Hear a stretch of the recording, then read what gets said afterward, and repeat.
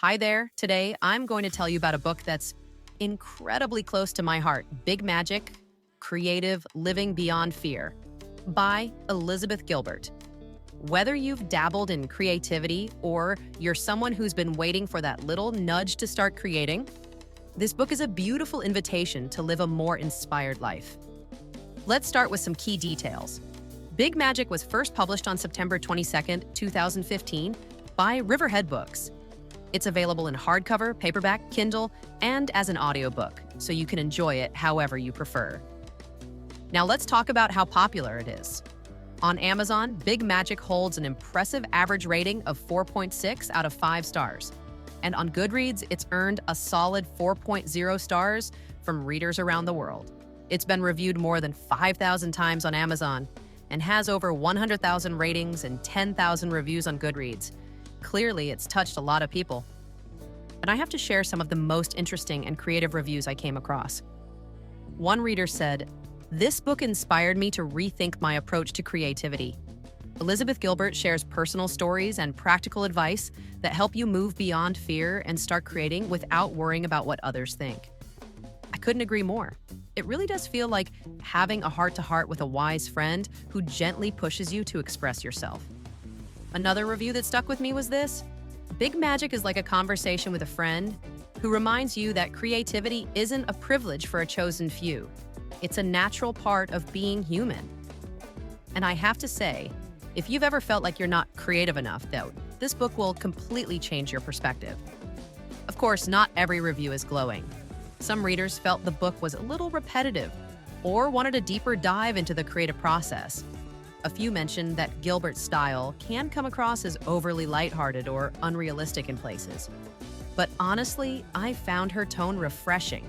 It made the whole experience feel accessible and real. And I can't forget to mention how this book has changed lives. One reader said, "After reading Big Magic, I finally picked up a paintbrush. I'd been dreaming of painting for years, but was always too afraid to start. Now I create purely for the joy of it." Another shared, "This book helped me realize that you don't have to be a professional to enjoy the creative process. I started writing short stories just for fun, and it's been incredibly fulfilling."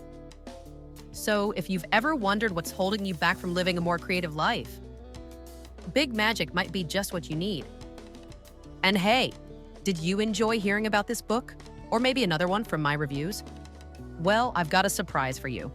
Head over to yoursecret.net, leave your email, YouTube nickname, and write the title of the book you'd like to receive.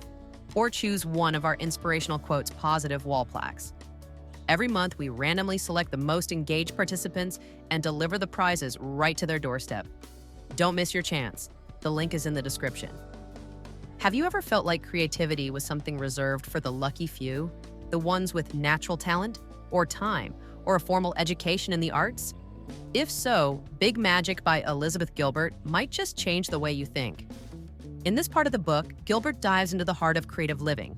And it's not about perfection or recognition. It's about courage. The courage to begin, to explore, and to do what lights you up, no matter the outcome. Elizabeth Gilbert, who you probably know from Eat, Pray, Love, draws on her personal experiences as a writer and her deep reflections on the creative process. Her message is simple but profound. Creativity isn't just for professional artists. It's for everyone. And that includes you. She divides the book into 6 parts: courage, enchantment, permission, persistence, trust, and divinity. Each section focuses on a different aspect of the creative journey, and together they form a roadmap to creative living without fear. One of my favorite stories in Big Magic is about Jack Gilbert, a poet she admired. No relation to Elizabeth. He lived a life free from the trappings of fame so he could stay true to his art. He once asked his students, "Do you have the courage to bring forth this work? The treasures that are hidden inside you are hoping you will say yes." And isn't that the question we all need to ask ourselves? Then there's the story of Elizabeth's friend, Susan, who rediscovered her love of figure skating at age 40. She didn't do it to compete or win medals. She did it simply because it brought her joy. Gilbert writes, "That's what I call creative living, living a life that is driven more strongly by curiosity than by fear." I found that story so freeing. It's a reminder that it's never too late to do what makes you feel alive. And there's another magical moment when Gilbert shares her abandoned novel idea about the Amazon. Years later, her close friend and fellow writer, Anne Patchett, mysteriously wrote a story with an almost identical plot. Gilbert uses this to illustrate her belief that ideas are living entities, searching for the right person to bring them to life. Whether or not you believe in that kind of magic, it's hard not to be charmed by the possibility. The book is full of quotes that really stay with you. Here are a few that I think can capture the heart of her message. The universe buries strange jewels deep within us all, and then stands back to see if we can find them. Fear is always triggered by creativity because creativity asks you to enter into realms of uncertain outcome, and fear hates uncertain outcome. You do not need anybody's permission to live a creative life. What I love about Gilbert's philosophy is that it's lighthearted and pragmatic. She totally rejects the idea of the tortured artist. Instead, she encourages us to approach creativity with playfulness and joy. She says that fear will always be part of the process, but it doesn't get to make the decisions. As she puts it, you're allowed to have a seat and you're allowed to have a voice, but you are not allowed to have a vote.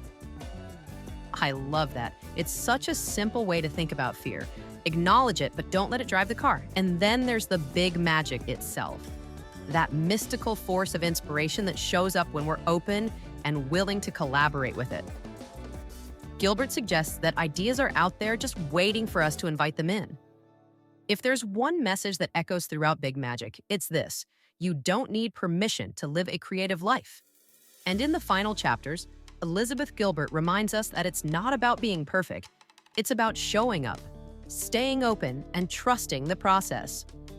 In the section on persistence, Gilbert talks about the simple, unglamorous truth of creativity. You have to keep showing up. She shares stories from her early days, working as a waitress during the day and writing in the hours she could steal away. She's honest about it. Creativity isn't always convenient, but it's worth it. And here's a thought that really resonated with me. She says, I always tried to keep my creativity and my livelihood separate because I knew that if I asked my art to support me, it would eventually start to feel like a job. That's powerful. It's a gentle reminder not to weigh our creativity down with expectations of success or financial gain. Sometimes the joy of making is enough. Gilbert also has something to say about perfectionism. And it's not what you might expect. She calls it a high-end, haute couture version of fear. Perfectionism, she says, paralyzes us.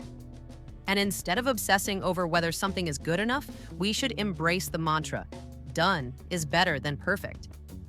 Because the real magic happens when we finish what we start, imperfections and all. She brings this idea to life with the story of Ruth Stone, an American poet who described feeling poems barreling toward her across the landscape, like a thunderous train. Ruth would race home to grab pencil and paper before the poem passed her by and moved on to someone else. It's a beautiful image, and it captures Gilbert's belief that ideas have a life of their own. And if we're not ready to catch them, they'll find someone else who is. One of the things I love most about Big Magic is Gilbert's humility. She encourages us to approach creativity with reverence, but without ego. Like the old craftsmen and artisans who practiced their work quietly, knowing they were part of a long, sacred tradition, she says, you can measure your worth by your dedication to your path, not by your successes or failures. And isn't that a relief? To focus on dedication rather than results? In the final section, Divinity, Gilbert strikes a beautiful balance between the sacred and the mundane. She writes, creativity is sacred and it is not sacred. What we make matters enormously, and it doesn't matter at all. I love how freeing that is. It's okay to care deeply about what you're making, but also to release the outcome. What matters is the act of creation itself. If Big Magic leaves you wanting more, there are some incredible books that offer similar inspiration. The Artist's Way by Julia Cameron, a classic on creativity as a spiritual practice. Bird by Bird by Anne Lamott. Honest, funny, and practical advice on writing and life. Steal Like an Artist by Austin Kleon, a creative manifesto about how imitation sparks innovation. Daring Greatly by Brené Brown, on the courage to be vulnerable in life and creativity. The War of Art by Stephen Pressfield, a guide to overcoming resistance and embracing discipline. So, what's the final takeaway from Big Magic? It's a warm, accessible, and deeply encouraging book that reminds us that creativity doesn't have to be painful or perfect. Elizabeth Gilbert invites us to approach it with joy, curiosity, and courage. If you've ever felt stuck, paralyzed by fear, or unsure if you're creative enough, Big Magic is a gentle nudge to show up, make something, and have fun doing it. And before we finish, don't forget about the giveaway. Want to receive this book or another one from my reviews? Here's how. Like this video if you enjoyed the review. Comment below with a book you've read or want me to review next. Subscribe to the channel so you don't miss future reviews. And most importantly, visit yoursecret.net, leave your email, YouTube nickname, and choose your prize, one of 5 books or one of 5 inspirational quotes positive wall plaques. Each month, we randomly select the most engaged viewers and send them their chosen prize, right to their doorstep. So, what are you waiting for? Good luck. And while you're hitting that like button, I'm off to read the next book and prepare another review. See you soon.